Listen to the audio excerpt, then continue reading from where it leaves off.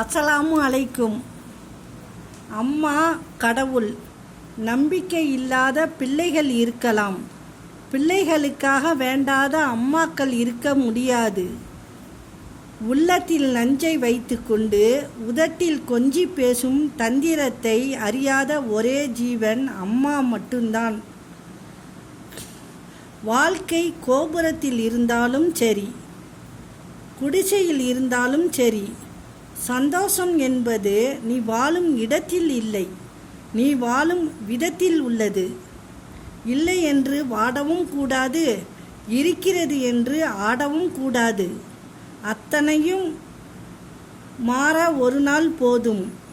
எவரையும் திருத்த நினைக்காதீர்கள், தோற்று விடுவீர்கள். காலம் அவர்களை திருத்திவிடும், இல்லையேல் காலம் அவர்களுக்கு உணர்த்திவிடும்.